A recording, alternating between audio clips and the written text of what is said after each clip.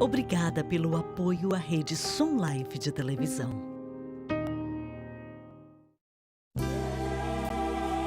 Sejam bem-vindos ao programa Estudo na Palavra, uma explanação de estudos bíblicos tendo como foco a cruz de Cristo.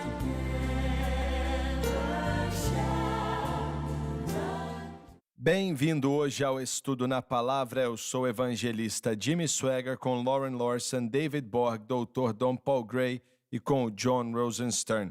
Estamos muito felizes de estar com você aqui hoje estudando o grande livro de Daniel, como a maioria de vocês já sabe. Quero entrar em alguns detalhes sobre algumas coisas que mencionamos no último programa e o nosso tempo acabou e não pudemos concluir. O John tinha mencionado que o cetro de poder tinha passado para os gentios, e ele tinha razão, isso no tempo de Daniel. E até esse tempo, por um período de centenas de anos, desde o tempo de Davi em diante, esse cetro de poder esteve nas mãos dos judeus. E com o reino de Davi e Salomão, Israel se tornou a nação mais forte na face da terra naquela época. E você pode perguntar, como é que pode ser? Haviam outros? Sim, haviam, mas eles não tinham Deus. Israel tinha Deus com eles. E algumas das batalhas que Israel travou com 50 mil, 100 mil inimigos, e eles os derrotavam e acabavam com dezenas de milhares deles e não perdiam um só homem. E isso era Deus. Era assim que Deus estava com eles. E como Jeremias pediu, voltem para isso. Ezequiel implorou, voltem para isso. Mas eles não queriam fazer isso. E acabavam se distanciando cada vez mais, adorando a ídolos e por aí vai. O cetro de poder, então, era tirado pela mão de Deus, das mãos dos judeus e colocado nas mãos dos gentios. Era disso que Jesus estava dizendo quando falou, até que o tempo dos gentios se cumpra e etc. Ainda não se cumpriu, mas estamos perto de ver acontecer. Tem outra coisa que eu quero mencionar, e nós não vemos muito disso dos 2000 anos desde Cristo, pelo menos até 1948. E a razão é porque os judeus foram espalhados pelo mundo inteiro desde aquela época. Literalmente espalhados pelo mundo inteiro. E se você não vê muito sobre isso, é só olhar para as nações que cresceram muito. Pessoalmente, acredito que este cetro de poder hoje está nas mãos dos Estados Unidos da América. Eu creio nisso. E é por isso que é muito importante que nossa nação apoie a Israel. Com certeza. Porque o que segue esse poder é a proteção de Israel. E se eu já ouvi o C.M. Moore dizer uma vez, e ele estava com razão, enquanto a América apoiar Israel, de alguma maneira, nossa postura econômica vai continuar bem, nosso exército vai continuar bem, e os nossos problemas serão resolvidos de alguma maneira, e acho que ele estava certo. Eu creio e agradeço a Deus pela posição que o presidente Trump tomou, que pode muito bem ser a coisa mais importante que ele fez, quando anunciou publicamente para o mundo inteiro que a América está com Israel. Nós estamos com Israel, porque nenhum presidente antes disso teve a coragem, me perdoe dizer isso, É verdade. de dizer nada. Mas esse homem se levantou dizendo, somos por Israel. E ele tirou a embaixada de Tel Aviv e colocou em mesmo. Jerusalém. Creio que o cetro de poder está em nossas mãos agora. E temos muitos problemas mesmo. Mas Israel acho que é o maior dos problemas. Mas se continuarmos com eles, segurando a mão deles, vamos dizer assim, Deus vai ajudar essa nação. E vai abençoar a América. Eu creio nisso. Essa é uma promessa que está em Gênesis. Ele diz, eu abençoarei os que te abençoarem e amaldiçoarei os que te amaldiçoarem. Se você observar as nações sobre as quais vamos falar no livro de Daniel, aquelas nações não são mais como eram. E o cetro de poder que tinham, elas não têm mais. Podemos olhar para a Grã-Bretanha e o grande Império Britânico. Eu acredito que por causa das coisas que eles fizeram, da maneira como trataram os judeus não somente na Europa, mas posteriormente em Israel, eles têm sofrido as consequências. Eu não duvido disso, não. Olha, até então Israel estava espalhado pelo mundo inteiro, mas a Segunda Guerra Mundial os uniu Sim, por causa é do verdade. terrível Holocausto. Eu vi um israelita, um coronel no exército, e perguntaram para ele: por que vocês querem uma terra só de vocês? Para que isso? Ele ficou alguns instantes calado até dizer: na próxima vez eles vão saber aonde nos encontrar e estaremos prontos. E eu me lembro, em Israel, nós encontramos um tanque que estava no cruzamento de duas estradas. E aquele negócio estava aberto como se fosse Abridor de um lata. abridor de lata gigante, sabe como é? E eu perguntei para o rapaz de Israel: por que é que isso está assim? E ele disse: irmão Swagger, na guerra do Egito, ele disse, eles vieram só até aqui e não foram adiante. E este tanque está aí como um lembrete. Uau. E ele disse: um poder sobrenatural nos ajudou. Sim. E eu creio que o anjo Miguel, que é o protetor de Israel, os ajudou, porque essas guerras que Israel travou, até que finalmente o outro lado desistiu, porque não podiam derrotá-los, eu creio que tiveram a ajuda de anjos, creio mesmo. Sabe, irmão Swaggart, existe um testemunho do general Kalahani, que liderou a 77ª Brigada de Tanques. Durante a guerra do Yom Kippur, com apenas 3 tanques, ele venceu centenas de tanques que estavam vindo da Síria rumo às colinas de Golã. Ele disse: se não fosse por Deus, não teríamos conseguido. Cada bala de canhão que disparamos acertou um dos tanques do inimigo. Ele disse que nunca viu nada igual. Não existiam tanques guiados por laser naquele tempo, com os quais você atira e acerta exatamente o alvo. Eles tinham que usar as coordenadas para dar o tiro. E com os tanques em movimento era muito mais difícil do que nos dias de hoje, quando contamos com a tecnologia. Temos muitos testemunhos que vieram de lá. Gershom Salomon, fundador da organização Temple Mount Faithful, conta que quando esteve com suas tropas no topo do monte, na região das colinas de Golã, que eram da Síria na época, havia muitos soldados sírios partindo para cima. Ele estava muito ferido, estava em desvantagem, então ele ordenou a sua tropa que recuasse enquanto ele ficaria lá, ou seja, até morrer, para segurar o inimigo o máximo que pudesse. Em seu testemunho, ele conta, de repente, centenas de homens pararam. Eles estavam armados e prontos para matar, mas pararam, deram meia volta e saíram correndo. Alguns anos depois, quando esteve em Jerusalém, Gershom Salomon disse, um homem se aproximou dele, ele fazia parte daquele exército sírio, e lhe disse: é você aquele homem? O que você está dizendo? Aquele dia, quando você esteve na colina? Ele respondeu: sim, o que aconteceu? Por que todos fugiram? O homem respondeu: não, havia uma multidão de pessoas altas e brilhantes estavam ali. Eu acredito que eram Eu não anjos. duvido, Eles não. viram e saíram correndo. Eu não Assim, duvido, não. Gershom Salomon foi salvo e o ministério dele, Eu não duvido mesmo. ele é judeu, mas o ministério dele é focado em reconstruir o templo.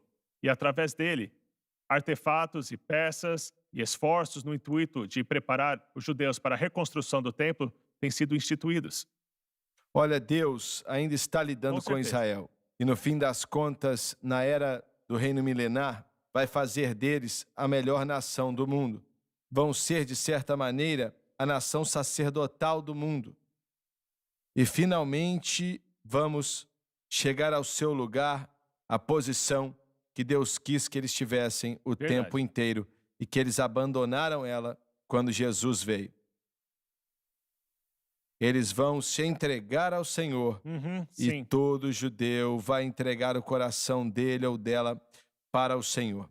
Todos eles. E você pode ler isso em Zacarias, você pode ler que Paulo escreveu isso no capítulo 10, no Do 9º ao capítulo 11. 11º. Deus ainda tem um lugar e ele ainda exige que eles sejam protegidos. Na realidade, é a única nação no mundo que apoia Israel. É a América e mais ninguém. É verdade. Só essa nação aqui. Eu não quero tomar muito tempo, mas gostaria de compartilhar um pensamento. No capítulo 11 do livro de Isaías, no capítulo 10, ele fala sobre o sinal do fim. O sinal do final dos tempos é como uma bandeira que está sendo erguida, uma flâmula mostrando, revelando algo.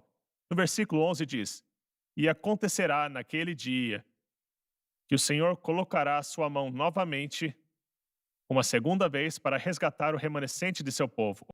Mas diz, da Assíria, e do Egito, e de Patros, e de Cuxi, e de Elão, que é o outro nome para o Irã, e de Sinar, que seria a Babilônia, e de Amate e das ilhas do mar. Indicando, como muitos dizem, que isso se refere àquilo que provavelmente aconteceria em 1948. Depois da guerra, os judeus saíram da Europa, os judeus saíram das nações árabes, voltaram da Pérsia, do Oriente Médio e da África. A Operação Salomão entrou em ação para resgatar os judeus etíopes. De todas as partes do mundo, os judeus foram voltando para Israel. Esse é um sinal do final dos tempos, para os dias de hoje. Isso aconteceu em 1948, quando Israel foi oficialmente reconhecida como uma nação. Mas quão distante estamos desse tempo determinado, segundo as profecias bíblicas que falam sobre a volta do Senhor, quanto ao arrebatamento? Eu vi a pista de avião de onde os Sim. judeus saíam lá na Etiópia. E olha, era uma estradinha de terra e nada mais. Passamos ali para fazer uma certa missão. E me disseram que tinha sido dali, foi dali que Sim. eles saíram. E nós chegamos ali em 2 aviões. E eu lembro que estávamos ali esperando o avião voltar para nos buscar. Acho que eram 2 ou 3 aviões, não lembro bem. E eu vi esse barulho e parecia um trovão. E era um avião com 2 turbinas grandes, não lembro bem o modelo, mas ele passou assim, em cima das árvores, muito baixo. Passou em cima da nossa cabeça, virou e depois acabou pousando, até que uma menina saiu, que estava pilotando o avião. E falou, quem é que vai comigo? E aí a gente olhou assim, como é que a gente fala não? A gente volta já já, não saia daí.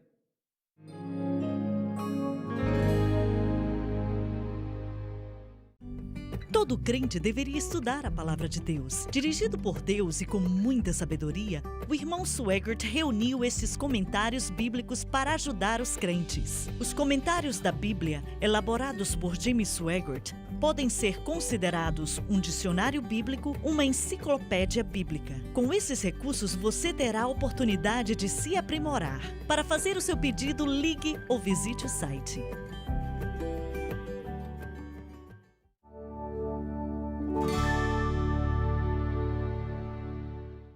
Estamos de volta.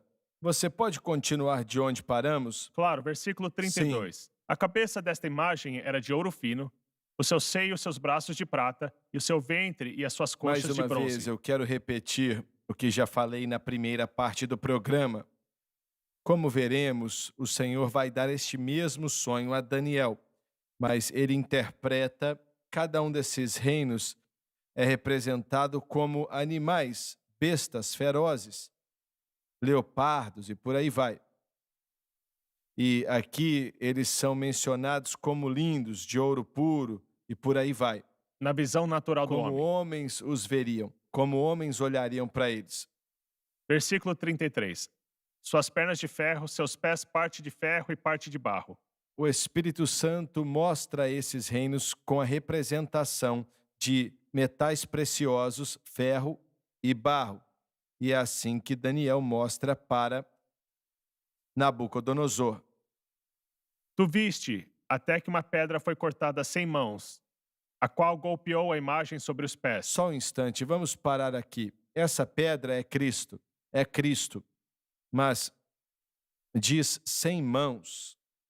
E isso meio que acaba com a ideia que muitos pregadores têm, que a igreja precisa fazer isso e aquilo, e que a igreja vai trazer Cristo de volta. Nada vai trazer Cristo de volta, senão o próprio Cristo. Com certeza. Quando encontramos o termo sem mãos, sempre indica algo que somente Deus pode fazer, que só Deus faz. Paulo dizia, somos circuncidados debaixo da nova aliança. Fostes circuncidados com uma circuncisão não feita por mãos. Isso está falando sobre regeneração. A nova criatura é criada não pelas obras dos homens, nem por atividades religiosas, mas pelo Espírito Santo, que agora é livre, graças à cruz, para trabalhar no interior dos homens, sob os termos da nova aliança. Mas o Senhor não está trabalhando para cumprir a agenda da igreja e Não. nada assim. Ele tem a sua própria Sim. agenda e a igreja que se adapta a ele.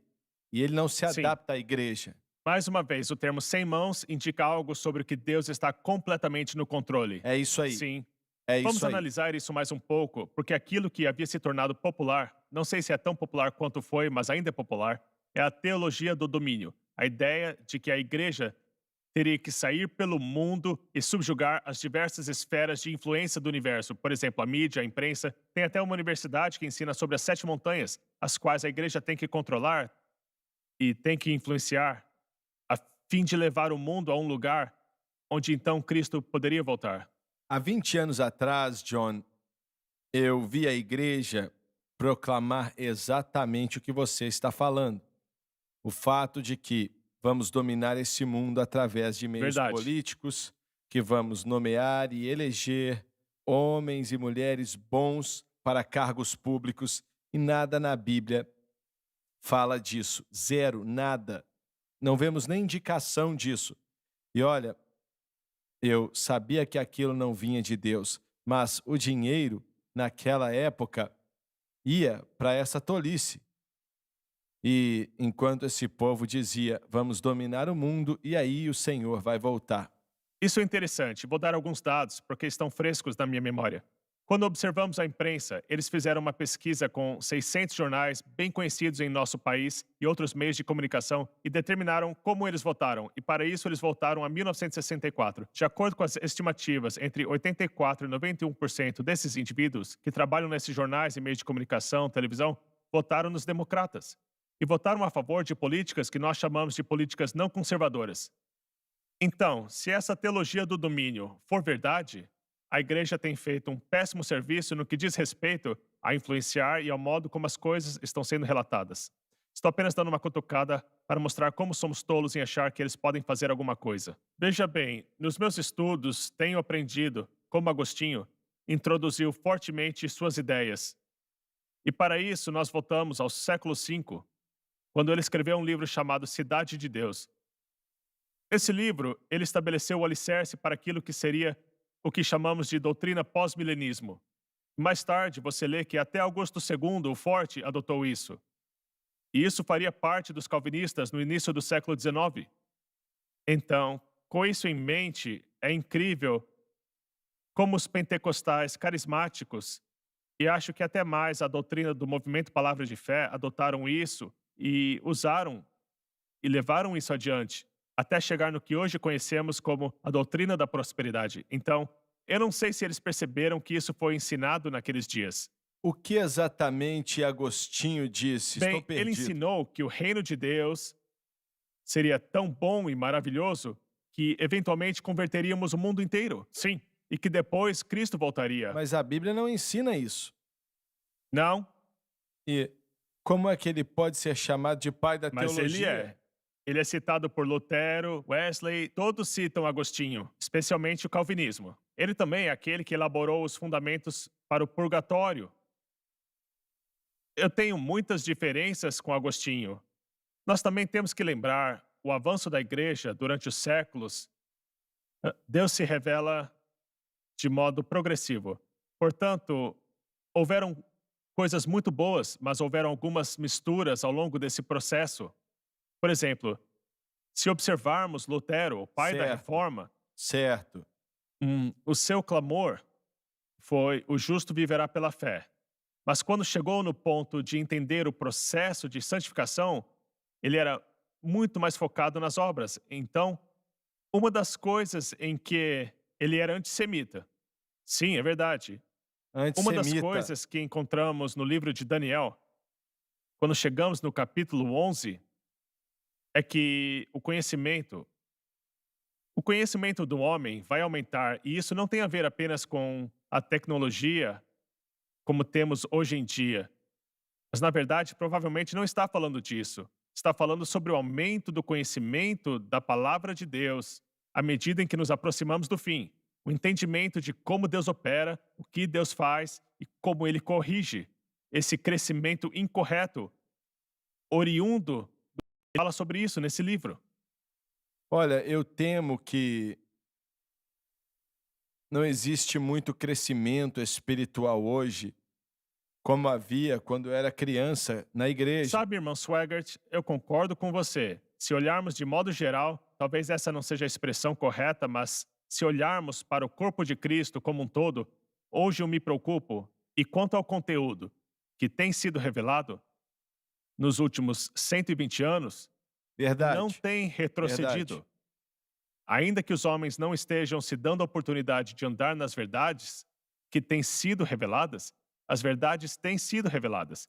Se você olhar para a América, voltando para a virada do último século, quando foi introduzido o batismo no Espírito Santo, nós Certo. vimos os dons, nós vimos o retorno dos dons legítimos do Espírito Santo se manifestando e operando no corpo de Cristo.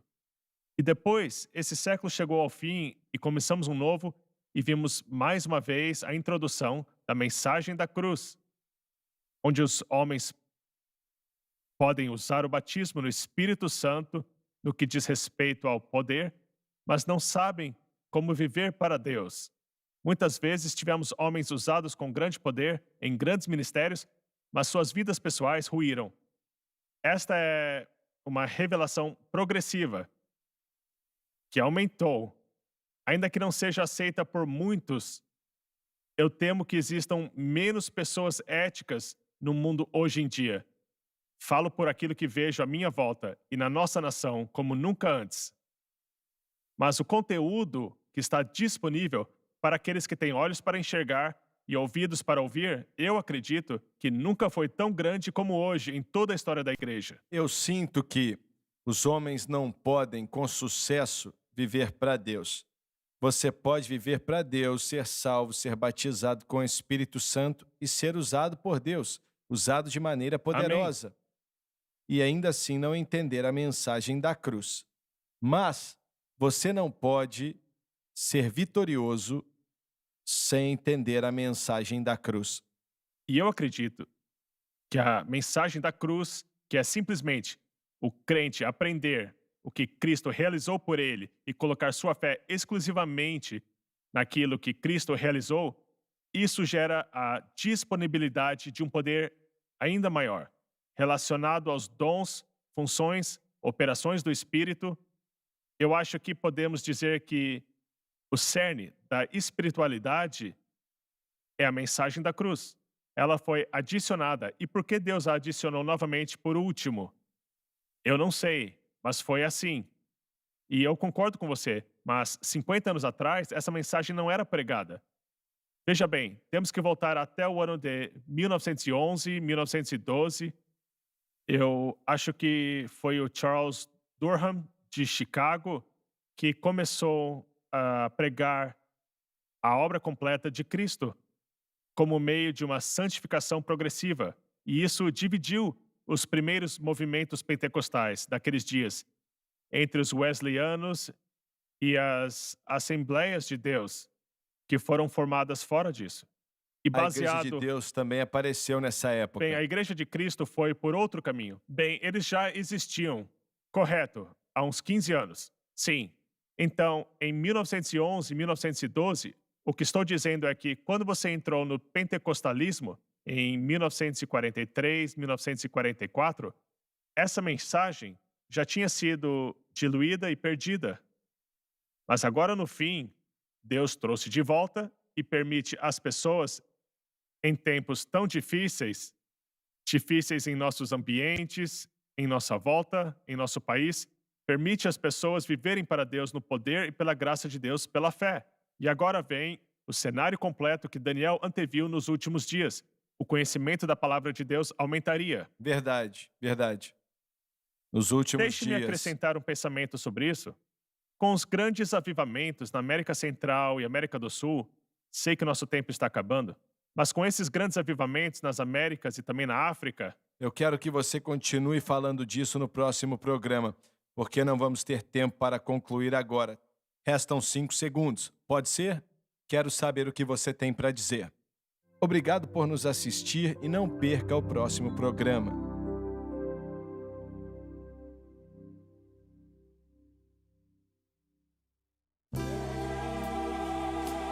Obrigada por assistir o programa de hoje, um estudo na palavra. Assista os programas arquivados online no site sunlifetv.com.